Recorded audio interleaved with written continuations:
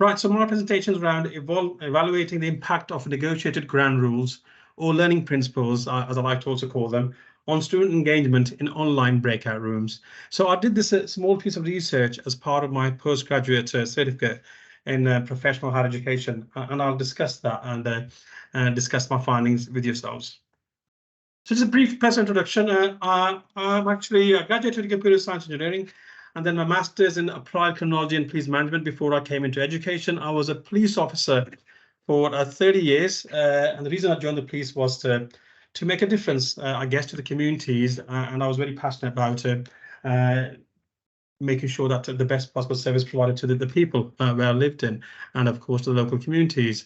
So I was a senior manager for 16 years in the police service as a senior officer, influencing change and promoting innovation, and I was a strong proponent for education and making improvements to technology via education as well.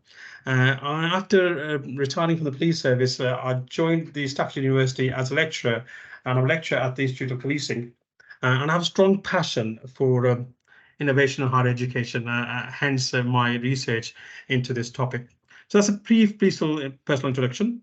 The key purpose for my piece of research was, like I said here, to evaluate and test some negotiated ground rules or shared learning principles for the impact they have on student learning experience in online breakout rooms.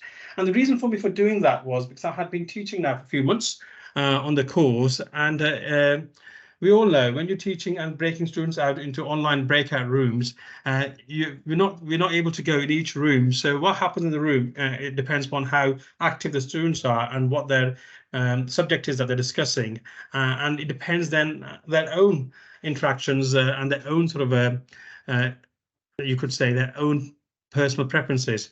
But the idea was, can we actually standardize that? Can we make sure that everyone gets involved, and how does that then land with the students themselves?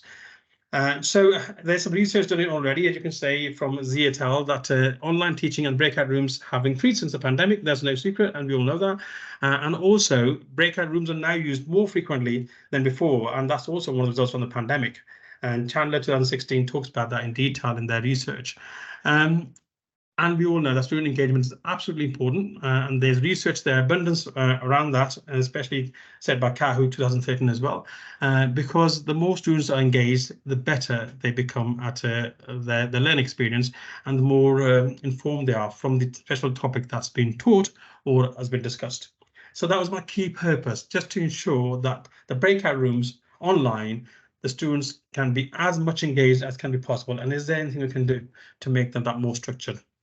Okay, so the research process which I followed was a 4-step process, and it's kind of rooted in O'Brien 2018, Dustin Clark 2007, but I also added my own sort of a stance to it as well. So the first step was to negotiate the ground rules with the students in a class, then to do an activity, i.e. before and after. So there was a classroom of a number of students where we broke out into different breakout rooms. There's about 11 in total, with 4 students each, where the activity took place without any ground rules, without any briefing, for them to do the activity and have that discussion. The same group, the same class, a couple hours later, were then broken into breakout rooms again to do another activity. This time, before the activity, they were asked to put forward what rules or what learning principles they will all agree to and follow before the activity, to measure what impact it has, and secondly, whether they would actually open to it, and thirdly, whether that does improve the learning experience of the students inside, and how do they feel about it. Their feedback was then captured towards the end of the day itself to make sure that it was all fresh through a questionnaire. Oh, okay. Yes, yeah. You gave her. Yeah. Okay.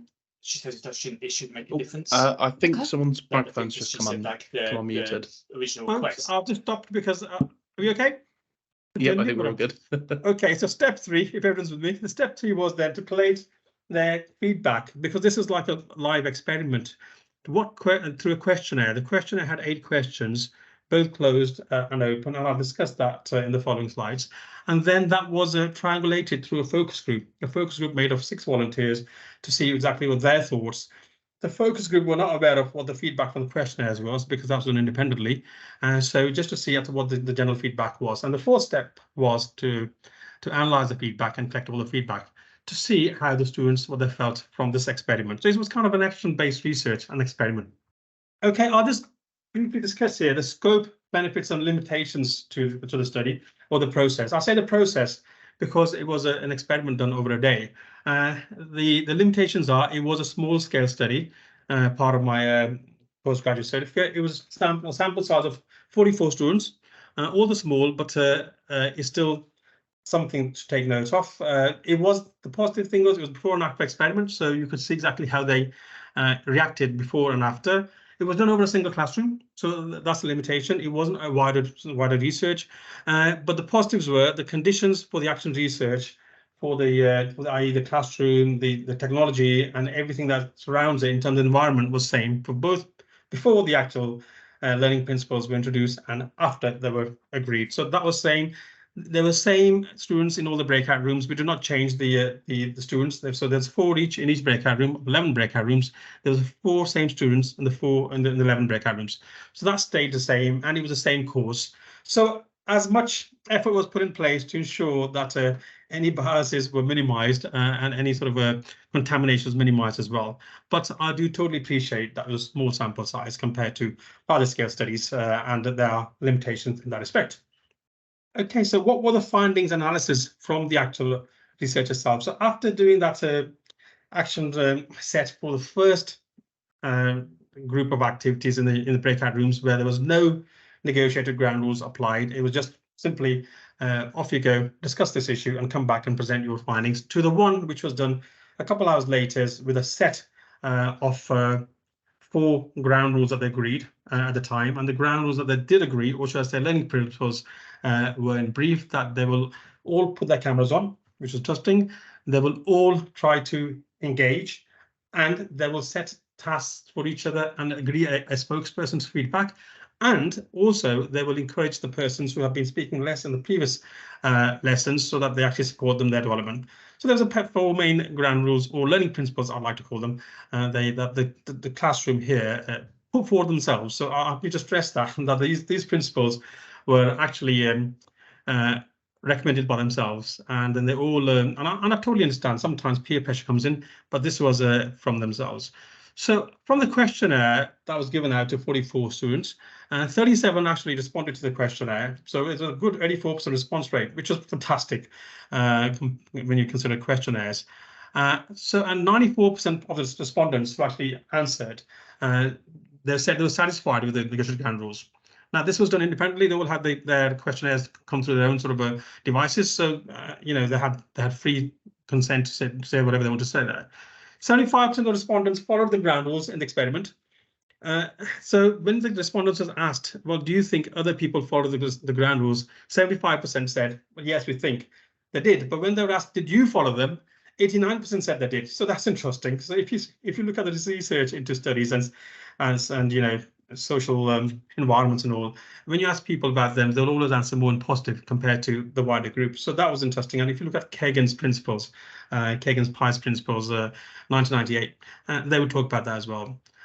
So keeping the cameras on, participation by all, encouraging mutual peer support, and a professional structure were the key things that worked well according to the students' feedback. Because a number of students did give feedback, and they'd give written feedback as well.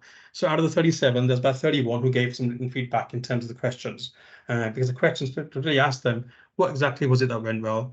What exactly that didn't go well? And how would they improve things in the future? And what were the actual obstacles? And did it change anything at all? So all these questions were asked. There was a reluctance by a small number to put the cameras on. So about 15% didn't want to put the cameras on.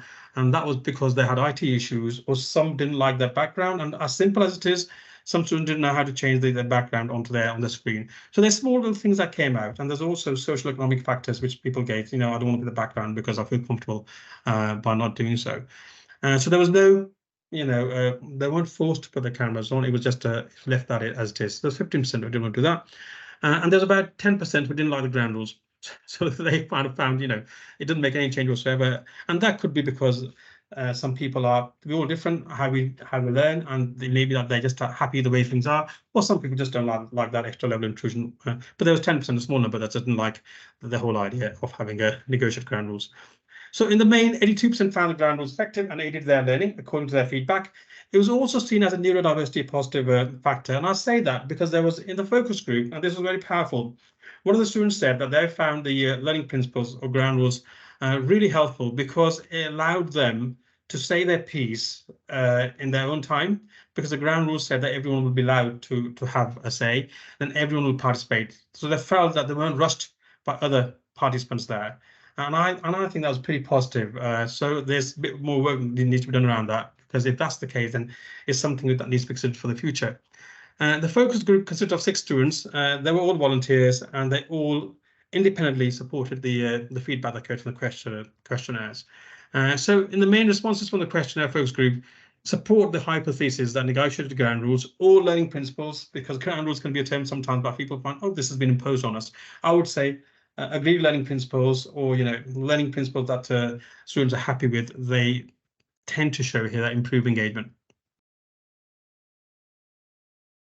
So some of the responses and comments that were made, and I've got some here. There's about 31 students who actually put some of their comments as well there, are here. So one of them said the ground rules made it feel like a normal classroom in terms of actually seeing people and doing the work rather than just voices. So this was in relation to the cameras on policy that they had, or should I say that they agreed to, because with the cameras on, they can actually see people and they can interact with them. They felt that made the learning that much more interactive, and it encouraged them to participate. Everyone had a clear role and actively participated. It just supports what's been said there above. And one of the actual participants said the rules help bring the quiet people out of their shells so they talk a bit more. This made the whole chat more interactive and more beneficial for all of us. So there's another one. So there was a number of comments, and there were a couple where people said, we don't need ground rules. Like I said, 10% didn't totally agree with it. But there was a lot of positive comments from the students. Because bear in mind, they had done a group exercise, or should I say, they had done the breakout rooms without any structure or any rules or any negotiated principles around it. And then they did one a couple hours later with some formal structure principles around it. And they found that the latter was much more beneficial and aided their learning that much more better. So what next? Recommendations. So some of our recommendations from this, I should say, the very small scale study was, and I have discussed that already with my course, and going forward, we'll do that with the Institute of Policing. Instead of months for further evaluation, because this is a small scale study, to see actually how it affects the other courses. Then further research to be conducted to gain stronger evidence of this method, i.e. the evidence base. And if we've proven successful, and if the evidence continues to be the same as what I found in my small scale experiment, then the university to consider implementation within certain courses in a consistent way. Because the other thing you have to do consistently. You can't have one set of rules in one course and another one for the same course, another cohort doing something different. It's just having those sort of things to think, consider about. So that was my recommendations. There are some references in the slides here, which I've used throughout the presentation, and there's here. I have gone through it pretty quickly, pretty sharpish, trying to bring some time back for George and Lau. But that is my presentation here.